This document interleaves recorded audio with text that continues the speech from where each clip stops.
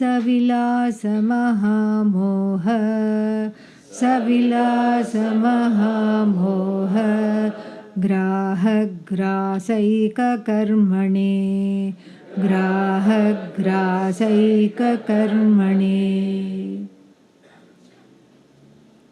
So we saw in the morning session that there is an association of I-ness, an identification with this body, with the mind, with the senses, and to some extent it's justified, because it is not good to be having an out-of-body experience. Yeah, that is no fun.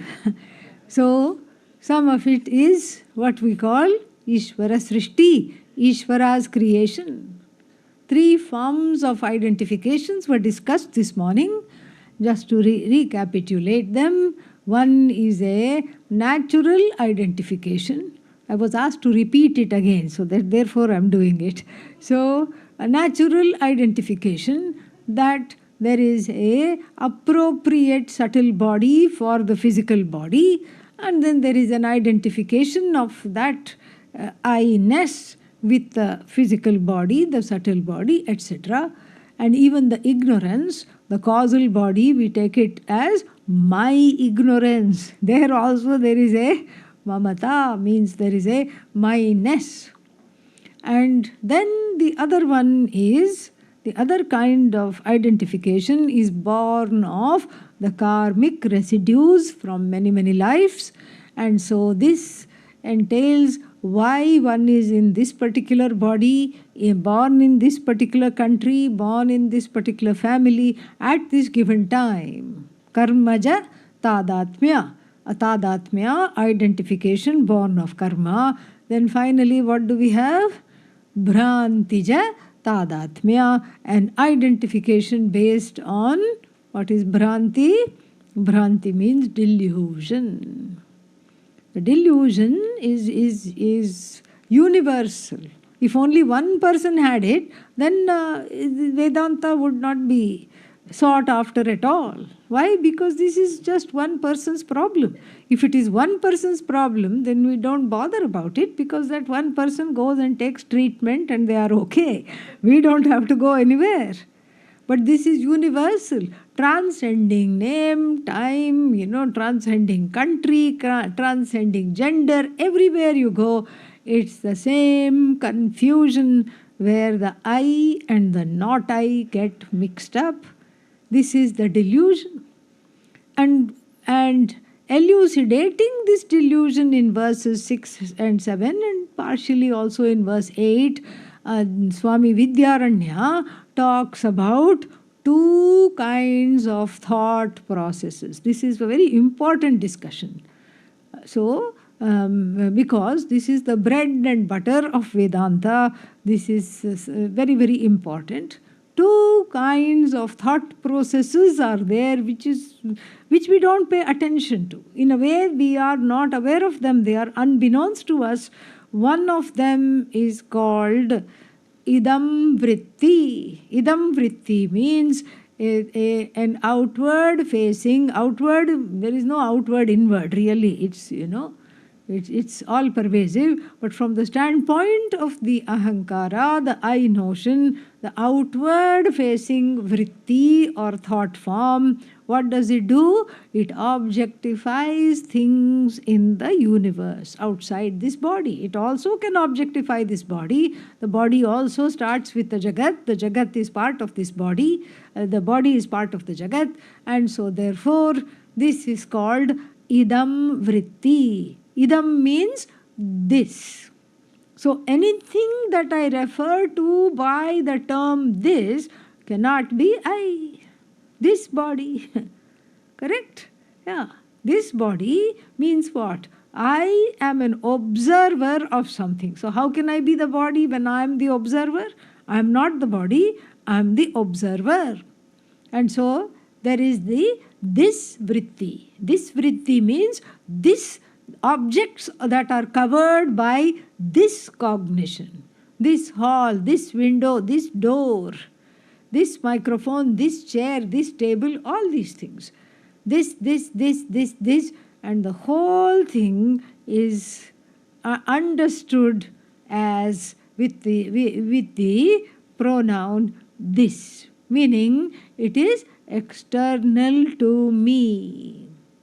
External to me means it is not me. What is the word for I in Sanskritam? Atma, aham. And then this is what? Not aham. Or in other words, anatma, not atma. So this is one vritti, an outward facing thought form that deploys the various sense organs. It goes out, as it were, to get information. Some noise is there, it goes out. Oh, that is a cruise ship. And then it comes back. What else can we hear here? There is no traffic and all. What is there is these cruise ships with their funny horns. So the ears as though go out. The ear doesn't go out. What goes out? The vritti, with the help of the ears, goes out. And this vritti by itself is lifeless, jada, but it is blessed by consciousness, blessed by that consciousness, permitted by that consciousness. The vritti goes out through the ears, through the eyes, and objectifies various things. This is what is called idam vritti. And how many idam vrittis are there? Idam. We can spend our whole life here naming things in this universe, and still we will not run out. So many idams, so little time. So the idam vrittis are too many. And this in one shloka called the Dakshinamurti shloka, in a hymn adoring Lord Dakshinamurti, somewhere here. In the temple hall it is there. There also it is there. Somewhere you can take a closer look. This is Adi Guru. And then this Dakshinamurti shloka says that it takes an old metaphor. And what is an old example, an ancient example, where there is one light that is kept on a copper or a clay plate, and then it is covered by a pot which has orifices, holes in the form of sun, moon, little animals, etc., like this. And then what would they do in the ancient times? They would revolve the plate, turn off. There was no need to turn off the lights. There were no lights. And then now if we turned off all the lights and revolved the plate, this would be the ancient disco. Okay? Yes. And this is how in the night, if you wanted to feed a child, you would say, look at the sun, look at the moon, look at the cow, look at the cat, look at the doggy. And then you could entertain the people. This was very entertaining.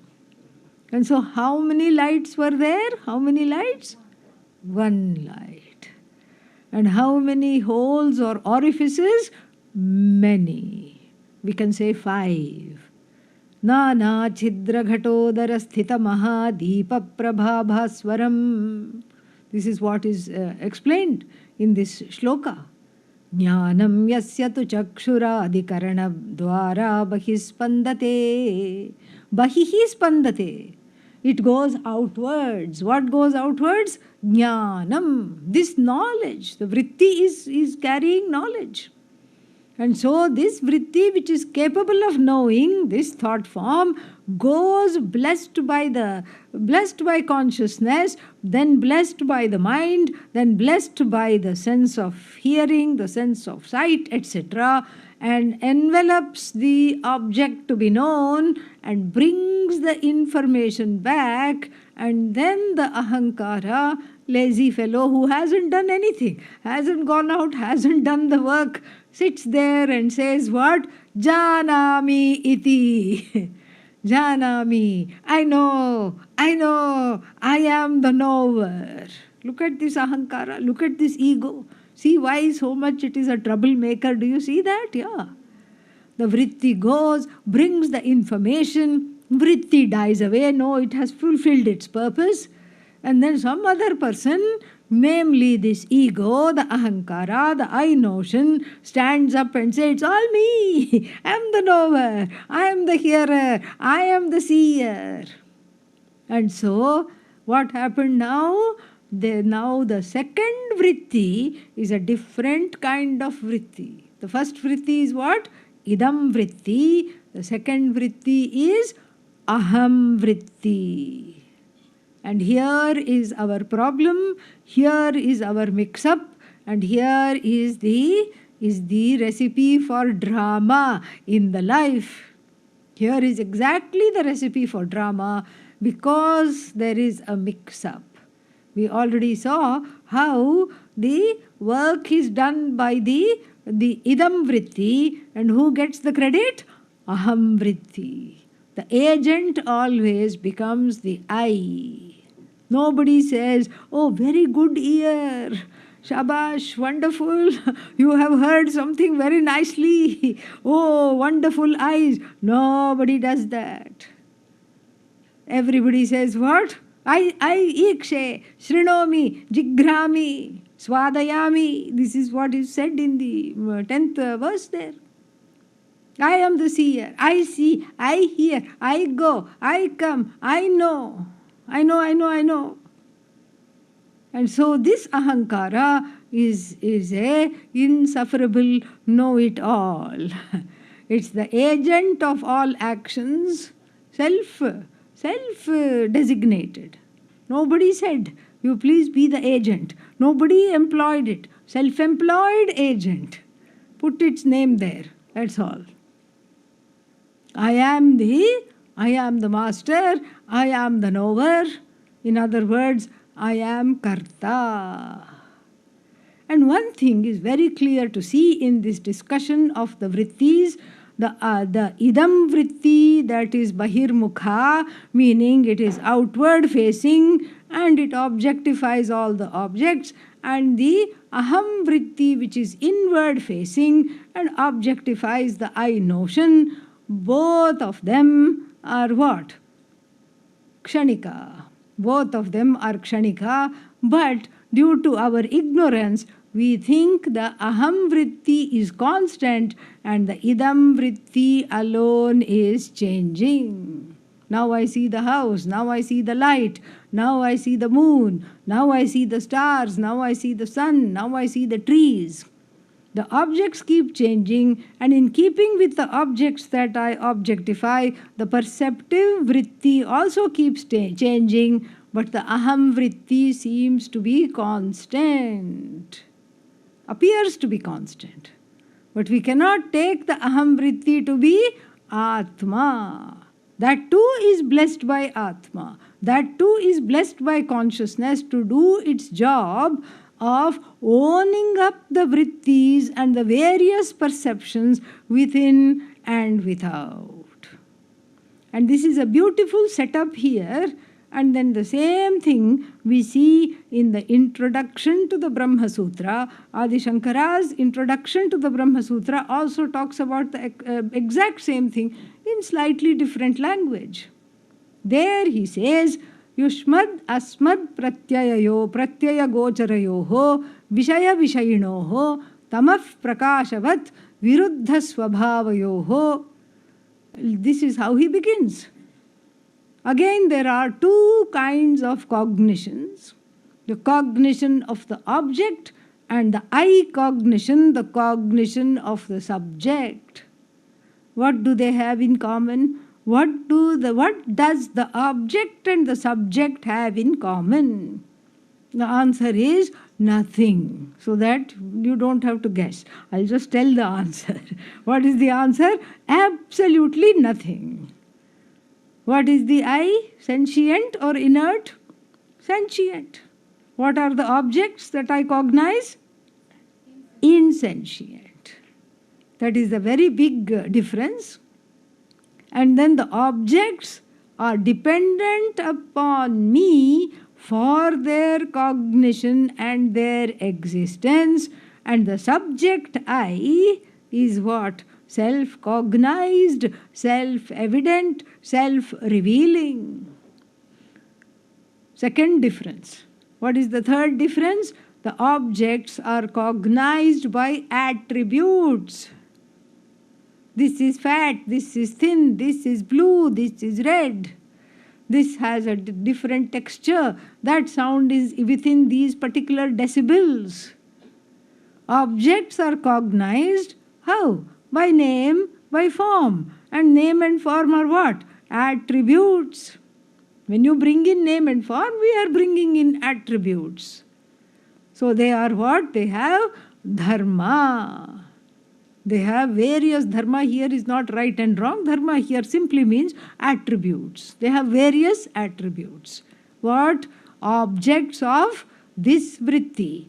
The whatever I say object, whatever I objectify has to have attributes. What about aham? How many attributes do I have? 0 attributes. No attributes at all. This is the third difference. You see, like this we can go on and on. Third difference, and not only we are calling them differences, but Adi Shankara says they are not just different, they are opposed to one another. The subject and the object do not share anything in common. There is nothing in common. Subject independent, object dependent upon the subject, and then objects finite, subject infinite, I infinite, objects finite, nothing in common at all. And therefore they are like the tamah prakashavat. Tamas here means what is that? Darkness. Prakasha, light. They are like night and day. They have nothing in common. So one would think that the mix-up between the two things, the subject I and the various vastus, the objects, it should be impossible. How can they be mixed up? We just saw the differences. We just saw that they are not only differences, but they are what? Completely opposed to one another. How is the mix-up possible?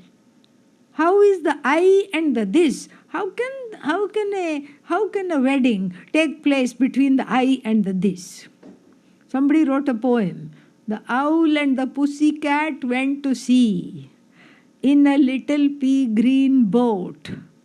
They took some money and some honey wrapped in a 5-pound note. Okay? And then they got married there on the boat. Who? The owl and the cat. One is prey, one is predator. Okay? But still they got married and they didn't have a ring, and a pig offered its nose because the nose of the pig is round.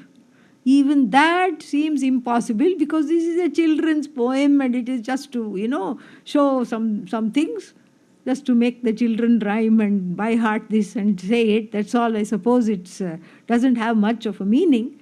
But even that may be possible, but the mix-up between the I and the not I should not be possible.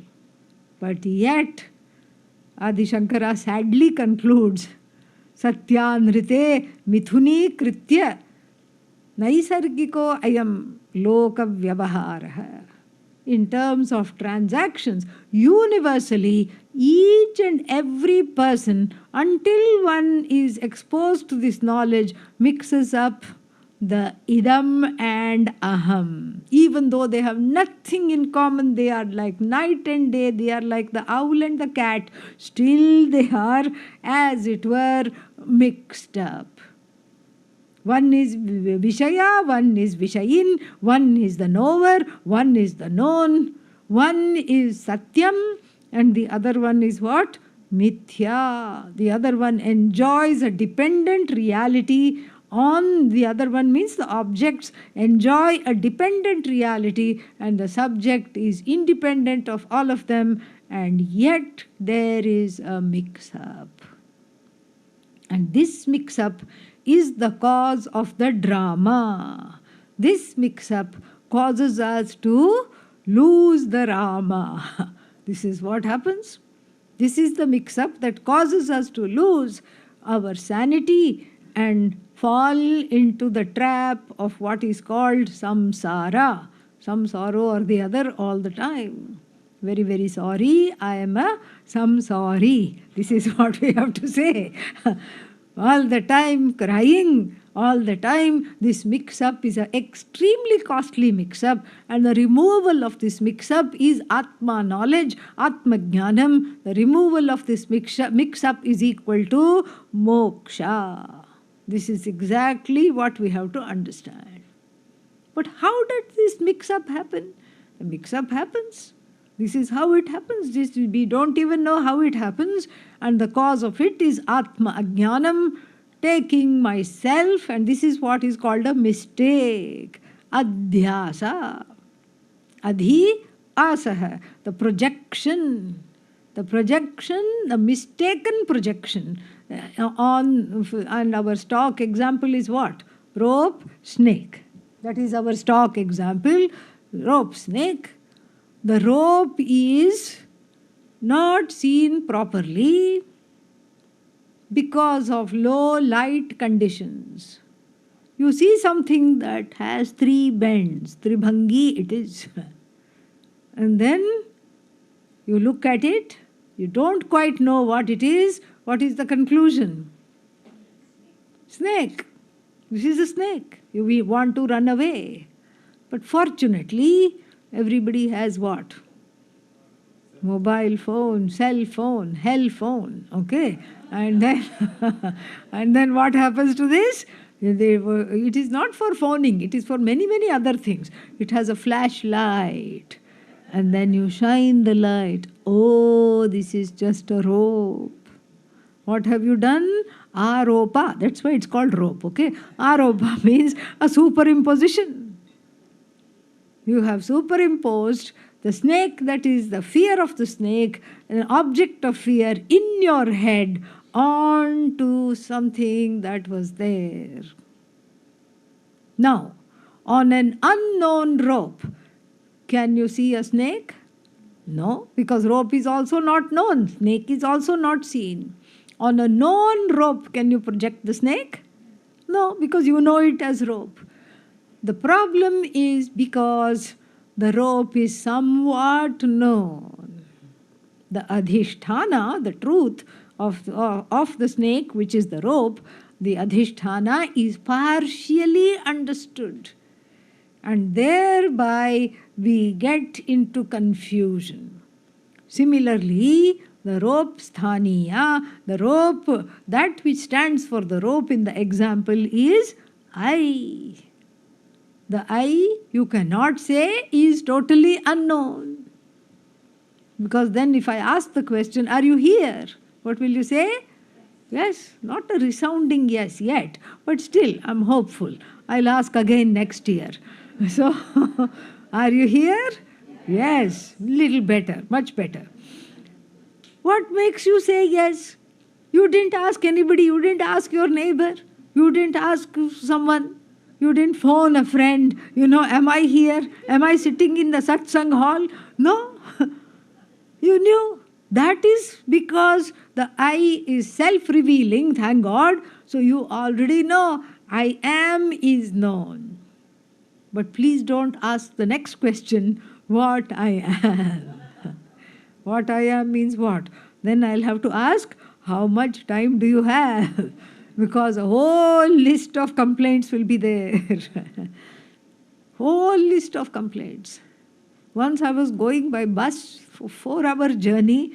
I had to go from, Northern California back to Eugene on a bus, Greyhound bus. And there some puja or something I had been invited to, so I was going back. And then I had the phone, and I had a seatmate who had a lot to say. Yeah. I listened to her for 4 hours, made soothing noises and told her everything will be okay, and she still had a lot to say. And then my phone rang. It was the people who were going to pick me up, And so they said, is the bus on time? Will you be there? I said, yes, bus is on time. You please come. Everything is okay. You can pick me up. I hung up. So I was holding the phone in the hand. She said, can I have your phone? I said, sure. I thought she wanted to make a phone call. Maybe somebody is picking her up also. So I gave the phone. But instead, she called the last number that had called me. And then she said, I still have a lot to talk with Swamini ji. Can you please pick her up from the next station so that I can finish what I have to say? So this shows what? Who am I? What am I? Is an unending story. Unending story. No matter how much you say, it's not enough. We keep wanting more and more and more because we are confused. There is a confusion surrounding the I. Centered on this I, there is a great confusion. Little knowledge of the I is dangerous. Little knowledge of any kind is the dangerous. So the poor Atma, the I, becomes a sitting duck for all kind of mistakes. It attracts mistakes because it is partially known. I am ... unloved. I am always making mistakes. I am critical of myself. I am underconfident. My teacher used to say, go to a room full of men. This in India, it's very interesting. And you say Rama, half of the people will look up because half of the people are named Rama. Yeah, so many Ramas. Raja Rama, Sita Rama, all these things are there. So many Ramas are there, Rama Krishna, all these, so many Ramas are there. So half the people will say, did you call me? And then you come out and then go again after 15 minutes and say Krishna, another very common name. Yeah, Krishnamurti, Krishna, Rama Krishna, so many Krishna names are there. So you say Krishna, the other half of the men will look up. Okay. Then you leave 15 more minutes, come back and say, idiot. All of them will look up. The Ramas and the Krishnas. Everybody will look up. So this is our dasha, this is our sthiti, this is our problem. And why? Because the I is not known. Such a costly mistake, so easily redeemable. But we don't do this. And therefore, when the I is not known, it becomes a sitting duck for all kinds of Bhranti-based identifications, wrong identifications. This is what happens, and we see it begins innocently enough. So I am going for a walk, and I see somebody walking their dog, or correction, the dog is walking them, okay? Because the dog is in front. Yeah. Who is in front? Dog is in front. Dog is taking them for a walk, and then I will say, nice dog. What do they say? Thank you, thank you. I didn't pay them a compliment. Dog should have said, woof, woof, thank you. Dog is silent, poor thing is walking. The person who is what? This Prabhu. Prabhu means the owner of the dog. Aha, me. My dog is what? This vritti object or I vritti object? This, correct? Because I say this dog. So this dog is not I, but then my heart swells with pride as soon as the dog is praised. Nice dog. Ha ha ha. Thank you, thank you, thank you. Nice t-shirt. And t-shirt, of course, is really this vritti. At least with the dog, you say, okay, the I in the dog is the same as the I in me, and there is consciousness in the dog. You can overthink this. T-shirt, okay. T-shirt is jada or chetana. Is it alive or insentient? Insentient. Definitely object of this vritti. It's not I, it is this. Nice t-shirt. Oh, did you get it in the boutique at the Shivananda ashram? Very nice t-shirt. If I say that, T-shirt doesn't say thank you. Shivananda Ashram doesn't say thank you. The boutique people don't say thank you. Who says thank you? The wearer, the owner of the T-shirt. Again, the heart swells with pride. Thank you, thank you, thank you, thank you, thank you. You may say, what is wrong with that? No problem. Nothing wrong with that. So what? If I identify with a dog, so what? If I identify with my child, so what? If I identify with my T-shirt, I'm not identifying with your T-shirt. Why can't you give me this? Why can't I identify with my own T-shirt, which I bought with my own money? I'm not identifying with your T-shirt. I'm identifying what is the problem. This is a harmless thing, and this you Vedantins have a lot of spare time, and you keep doing so many things, You keep making a problem where there is no problem. There is no problem. If I say this is my T-shirt, what is it to you? Nothing. But then what happens is that this accumulates. The I becomes as much or as limited as what it has. This is one way it identifies the very sad situation, the glorious Satchidananda I, which is one with the maker of this universe, becomes a sad little entity, has only this much and no more. T-shirt, thank you, yes. Dog, thank you, yes. And then what? God forbid the dog should get sick. Then what will happen? If the dog is sick, I am sick. If the dog is gone, I am, let's say the dog escapes, God forbid, it just escapes. It had enough of you. It said, I'm out of here. I'm leaving, Dog escapes, dog is gone, you are also gone. To put it in Sanskrit, putre nashte aham nashtah. Putre pushte aham pushtah. So if my child, dog is like a child. For many people in the West who don't have children, dog is the child. And so if the dog is pushta, means nice, nourished, plump, roly-poly, nice dog, and then I am okay. If I see the dog frolicking, I am okay because the dog is an extension of me. And if the dog is sad, looks sad, I am sad. If the dog has gone, I am also, my sanity is gone. Do you see the costs of this mix-up? The costs of this mix-up are very, very, very high, very steep mix-up. And so therefore, the Panchadishikara delineates right in the beginning, even before bringing in the example of the theater, delineates right at the start two kinds of vrittis, aham and idam, and then all the texts on Vedanta, all the Upanishads and the Brahma Sutra agree that the cause of samsara is what?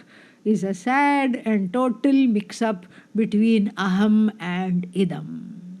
This is the problem. And this we see even with a simple house.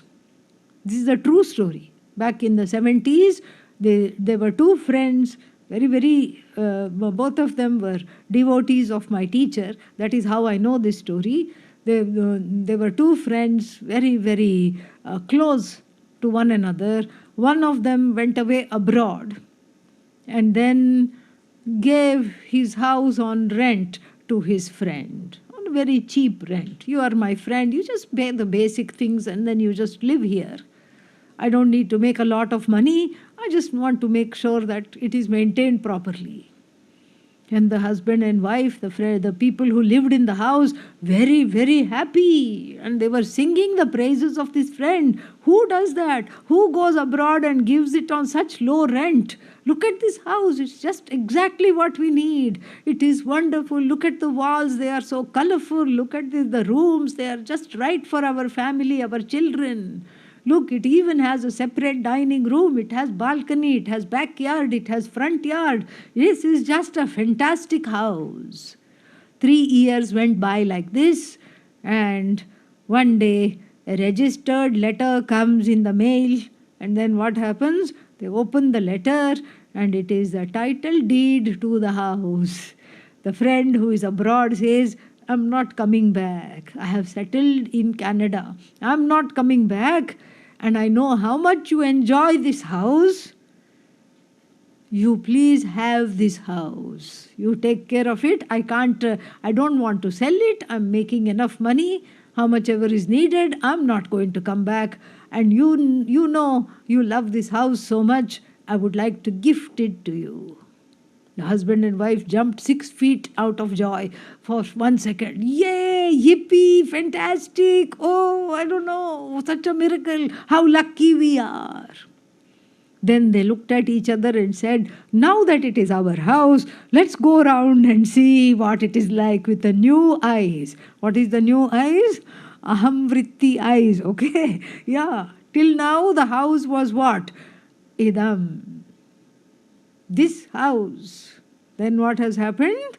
Now it is in transition, so to speak. Just as the title deed is changing hands, the orientation is also changing in the heart and the head.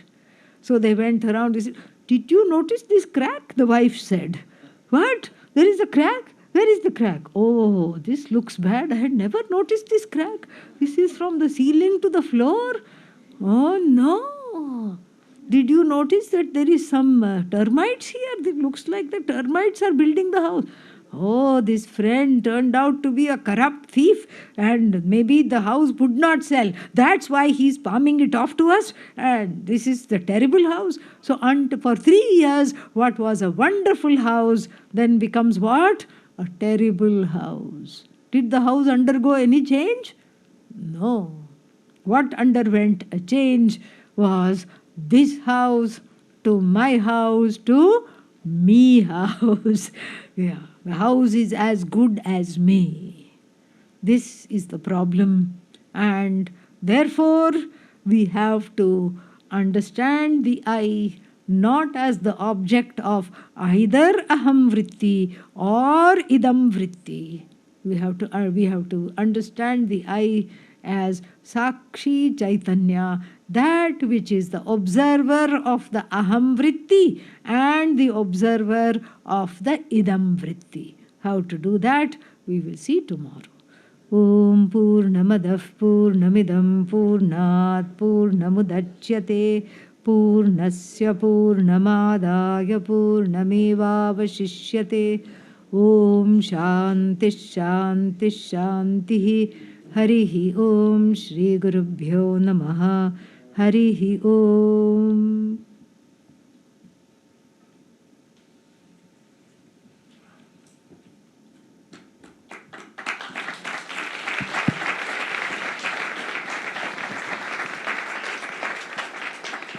So I'd like to thank again very much Swamini Satma Vidyananda Saraswati for this beautiful and very inspiring teaching tonight. Let's give her another very big hand.